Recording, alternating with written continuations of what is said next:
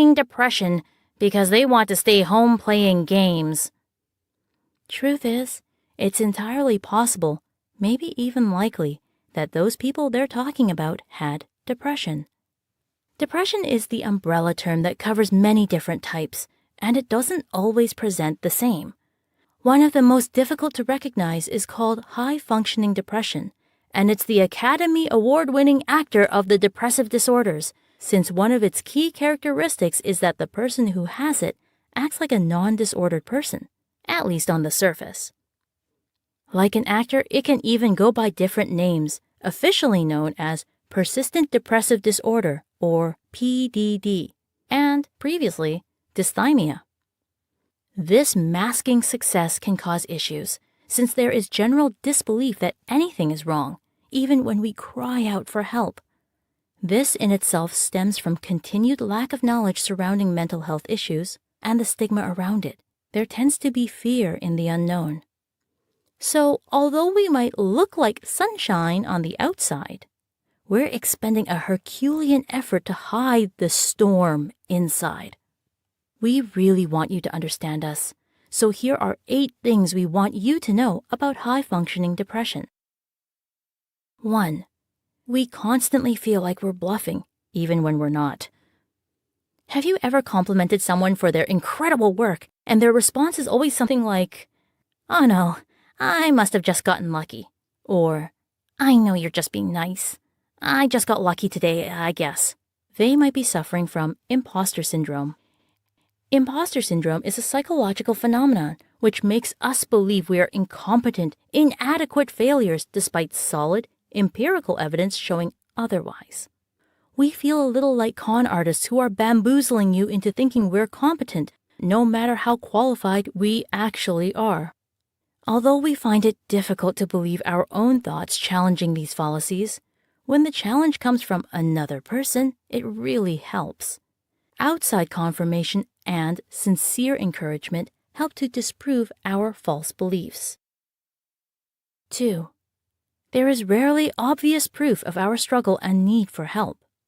This lack of visible proof is what usually has others calling us liars, lazy, or drama queens when we finally share what's going on inside.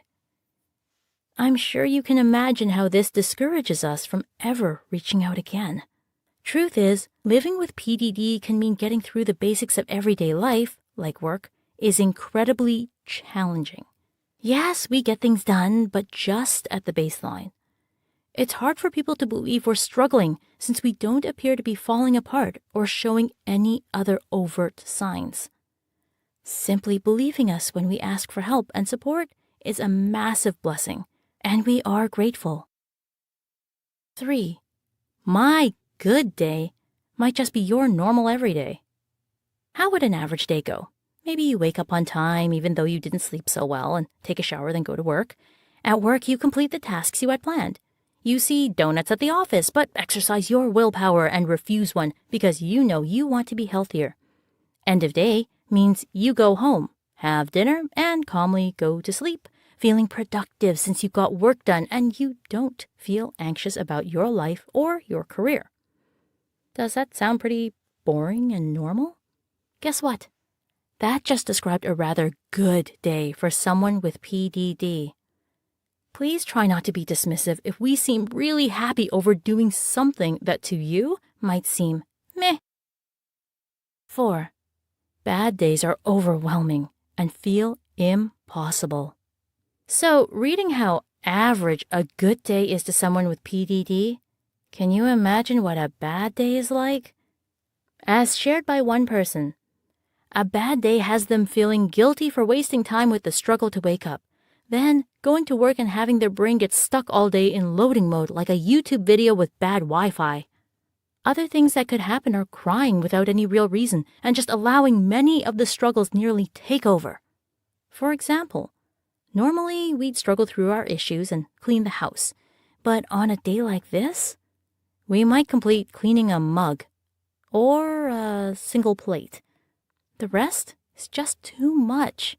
Please be patient with us. We're not stupid or lazy.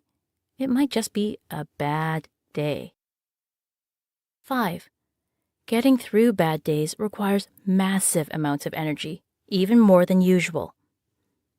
Yes, on top of feeling terrible, there is a massive energy drain. The mediocre work we manage to produce on a bad day actually takes longer than normal and wipes us out. We also have almost no capacity to deal with people and our surroundings, getting frustrated very easily. Everything compounds, taking exponentially more and more energy when we're already nearly running on empty. To use an analogy, it's like a bad night of eating at a fancy restaurant. We're spending so much more and the product received is so much less. And so now we're broke and still hungry, then the situation worsens with food poisoning, but we still have to drive everyone home. If you see this happening, we would very much appreciate it if you took over the driving duties.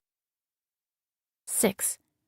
We frequently struggle to focus and are not at the top of our game. This isn't as easy as telling ourselves once in a while, "Oh, stop daydreaming." We have to constantly keep a conscious tap on our focus. Not grappling with it or checking on our focus can result in misunderstandings and distractions that prevent completion of anything. Blanking out and staring off into the distance becomes a regular habit if we're not careful. Please understand, we're not ignoring you, and we do think what you're saying is important. We might just be at the height of the internal wrestling match. 7. Our average every day means regular routines can often feel like performing an Olympic tryout twice in a row. Part of what makes living with high-functioning depression overwhelming is the sheer exhaustion from routine activities that most others do without skipping a beat. We also are well aware that it shouldn't be that hard, so now we feel like a waste of space. We have a restricted, finite supply of energy that just isn't being used efficiently. So when we need help, the energy required for that is often already being drained by keeping up that all is good facade, plus running the internal automatic and perpetual self-criticism machine. We're basically asking our energy bank to go into overdraft, meaning things like self-care and sticking to plans are now a burden. Even so, chances are pretty good that we still want to get help. We just don't know how to go about it. And all that internal self-criticism leads to self-doubt. Do we deserve help? Will we really improve? So yes, high functioning pretty much just means we can hold a job and look okay. It doesn't mean we're at zero risk of self-harm. We would like to help ourselves, but sometimes we can't do it on our own. Please don't hand-wave us off as just fine. 8.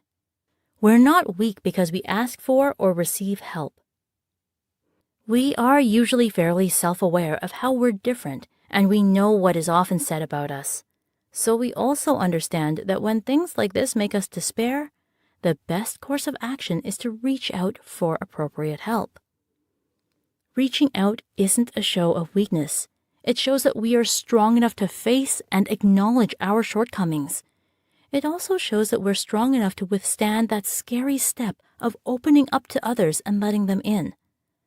If you think stubborn, walled-up agonizing is better, just remember, hermit crabs are pretty squishy inside. So, if we ask for help, please encourage us or even give an assist. We'd be super grateful. So there you have it, the professional actor of persistent depressive disorder, also known as high-functioning depression or dysthymia. Just because you don't see what you expect doesn't mean it doesn't exist. We would really appreciate for you to help and support us. Help can come in many forms, from therapy to religion to intense work on self-help. There is no singular correct method.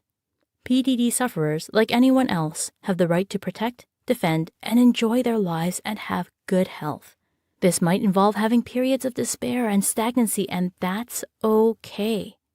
Your simple belief and willingness to understand is a step in the progress towards eliminating the stigma of mental health.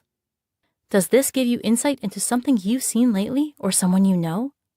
Does this help explain or clarify anything you've been asking yourself? Please feel free to comment below. Catch you next time!